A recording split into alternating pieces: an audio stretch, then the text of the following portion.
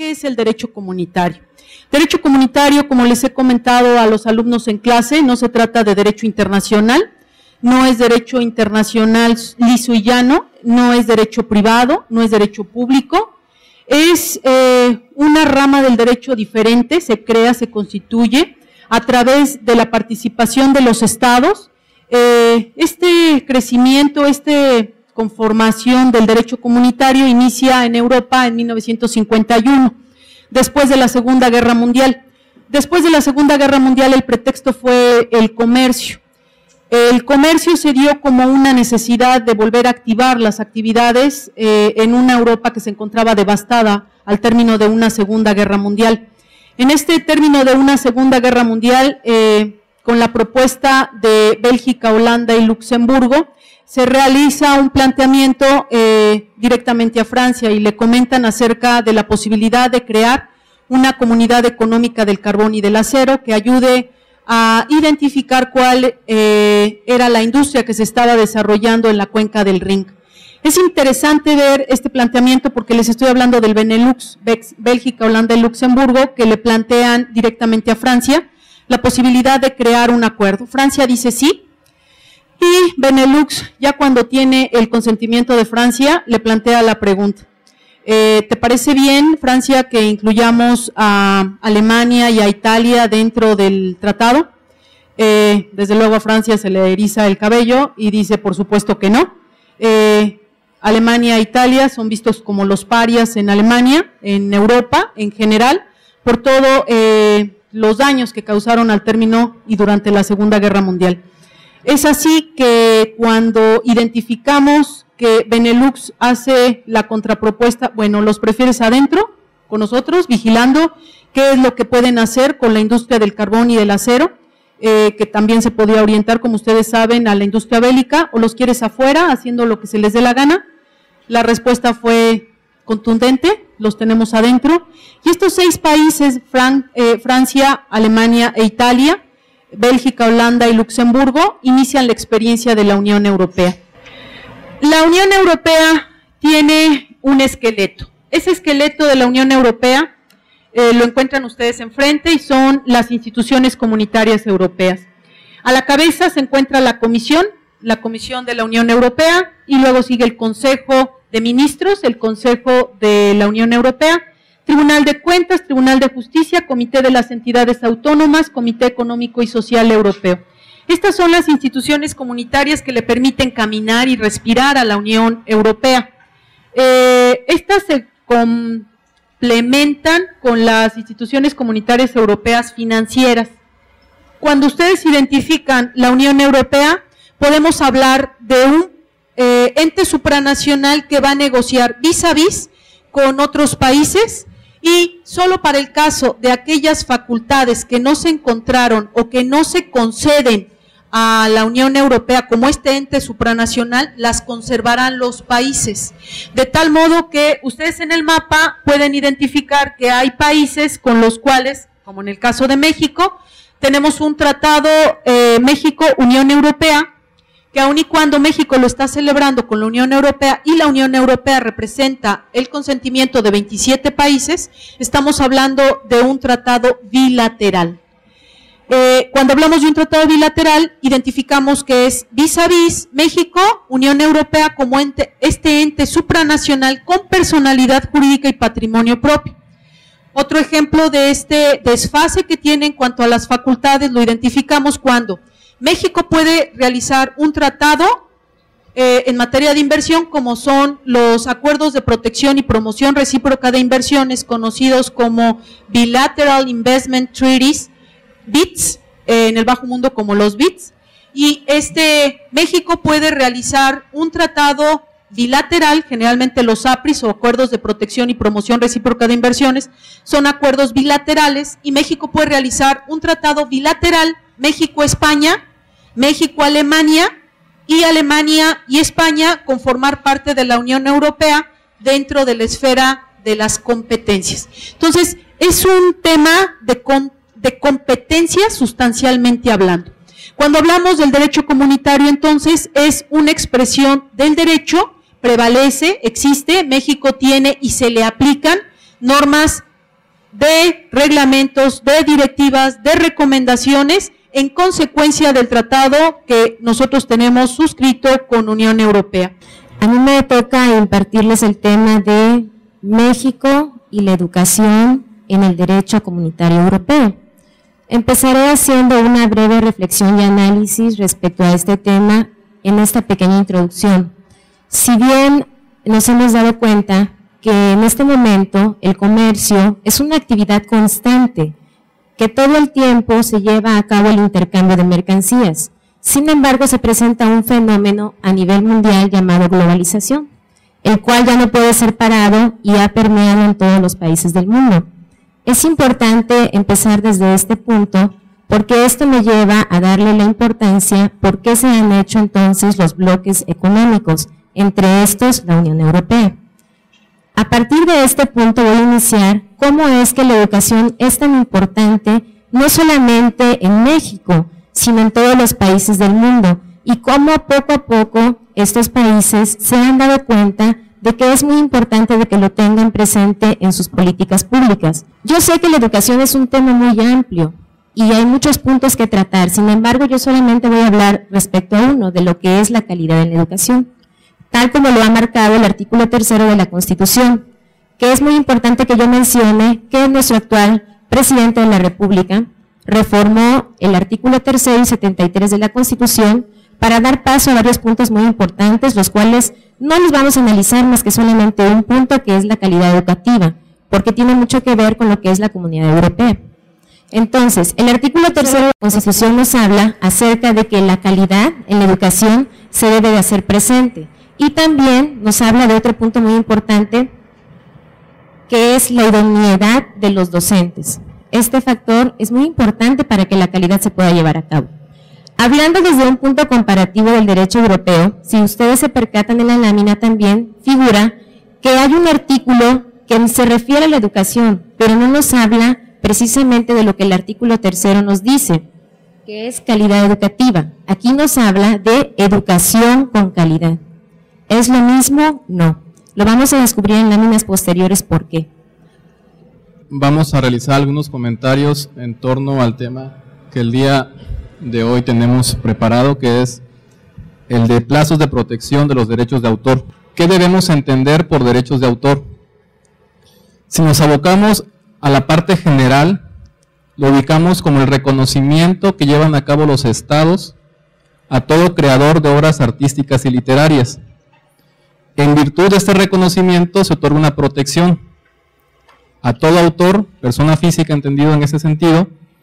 ¿Para qué? Para que goce de un privilegio o de una prerrogativa de carácter exclusivo y que además versa en dos aspectos, la parte moral y la parte patrimonial, es decir, en lo personal y en lo económico. En cuanto a la duración de la protección relativa a los artistas, intérpretes o ejecutantes, nuestro ordenamiento jurídico refiere una protección de 75 años, en particular en este punto, y además oscila entre los 50 y 75 años respecto de editores de libros, tenemos productores de videogramas y organismos de radiodifusión, y tenemos una vigencia de 75 años también en el caso de productores de fonogramas. ¿A partir de qué momento vamos a empezar a contar esta vigencia? A partir de la primera fijación de la interpretación o ejecución en un fonograma, la primera interpretación o ejecución de obras no grabadas en fonogramas, en el caso de México, y la transmisión por primera vez a través de la radio, televisión o cualquier otro medio. Por su parte, la Unión Europea tiene un esquema diferente. En términos generales, contempla una protección de 50 años después de la representación o ejecución de la obra y la primera publicación o comunicación al público por un medio distinto del fonograma. Aquí es donde radica la distinción, porque en el caso de la Unión Europea hace una diferencia tratándose de aquellas obras que tienen la publicación en fonogramas. ¿Por qué? Porque le otorga una protección mayor, en este caso equivalente a 70 años. Es decir, la Unión Europea distingue el medio a través del cual se publica la obra referida. A manera de conclusión, en cuanto a los plazos, tenemos en el caso de México una protección mayor, 100 años derechos de autor, oscilan 50 a 70 años en el caso de derechos conexos, y en el caso de la reserva de derechos al uso exclusivo también tenemos una diferencia entre 1 año y 5 años. 1 año para difusiones periódicas y publicaciones periódicas, y 5 años para personajes de caracterización, para nombres de personas o grupos que se dedican a actividades artísticas. En el caso de la Unión Europea, bueno, vemos que la temporalidad es menor, pero ¿cuál sería el aspecto importante? Esta protección es para incentivar precisamente a las personas a que sigan creando, que sigan generando obras, tanto de carácter artístico como de carácter literario. En nuestro ordenamiento encontramos diversas ramas sobre las cuales puede versar la protección del derecho de autor. Sin embargo, pese a la mayor protección en cuanto a tiempo, realmente tenemos una diferencia abismal en cuanto a producción. ¿Por qué? Porque en México no hay, al nivel que tiene la Unión Europea, la producción de obras de carácter científico, de carácter literario, de carácter escénico, por ejemplo. Entonces tenemos una protección mayor en la parte formal, pero la eficacia de esa protección para el supuesto de que las personas continúen creando obras no se está dando. Es cierto, hemos tenido un crecimiento, pero también veámoslo del otro lado. ¿Cuánto leemos, por ejemplo?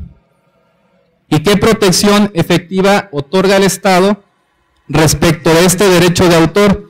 Porque bueno, tenemos los 100 años, tenemos los 75, los 50, 5 años y 1 año, dependiendo de la naturaleza de la figura. Sin embargo, ¿qué ocurre en cuanto a la eficacia normativa y en la eficacia causal de este ordenamiento? Podemos vislumbrar en cualquier esquina que se violan precisamente esos derechos de autor y muchas veces contribuimos a que se sigan violando. En el momento que adquirimos un producto pirata, ¿no? ¿Por qué? Porque tendemos a la parte de que la parte económica es menor, pero no consideramos el efecto que esto tiene respecto de quienes llevan a cabo esa obra. ¿Por qué? Porque los estamos privando de esa remuneración que conocemos como regalías. Entonces sí estamos transgrediendo un derecho y lo hacemos a la luz del día. Unión Europea tiene un sistema polimorfo denominado así por Dieter Nolen, un doctrinario alemán, que dice que es un sistema exageradamente informal, muy polimorfo, como él lo llama, porque tiene un método y un sistema bastante diferente a cualquiera. Este señor, Dieter, se dedica a estudiar todos los sistemas políticos y jurídicos electorales respecto a los métodos de elecciones y de selección de representantes. Todo surge principalmente a raíz del Tratado del Libre Comercio que celebra México con Unión Europea, que es el denominado Telequem, que en el año 2000, en julio del 2000 se lleva a cabo, y es el parteaguas principalmente no solo en materia económica, sino también en materia política. Existe un principio bastante claro, y es el de gobernanza, en donde esa necesidad que tiene la sociedad de organizarse de manera política para poder elegir a sus representantes ante una asamblea general. El Parlamento Europeo se compone de 754 diputados electos mediante el sufragio universal, libre, secreto y directo, como funciona y como tenemos nuestro esquema a nivel aquí en nuestro país. Existen 7 partidos políticos, ahí encuentran en esa lámina los nombres y los logotipos con los que son identificados. Como mínimo tienen que existir 4 diputados o eurodiputados, les denomina el sistema jurídico, se escucha muy cool, muy nice, los eurodiputados.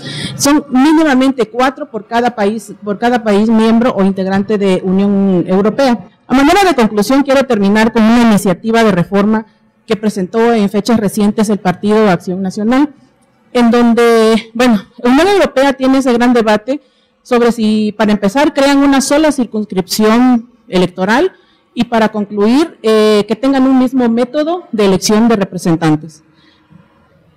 La iniciativa del PAN tiene muchos puntos, pero lo destacable acá es que quieren proponer, en esa iniciativa de reforma, proponen un solo código electoral federal y que México se instituya en una sola circunscripción para que desaparecer los plurinominales y que únicamente las elecciones sean de manera más general y un solo método de elección. Que no Chiapas elija de manera aislada a sus diputados, así sean estatales o federales, todo que sea de manera uniforme. Quiero pensar, no me consta, que está tomada la idea de unificar el criterio en Unión Europea.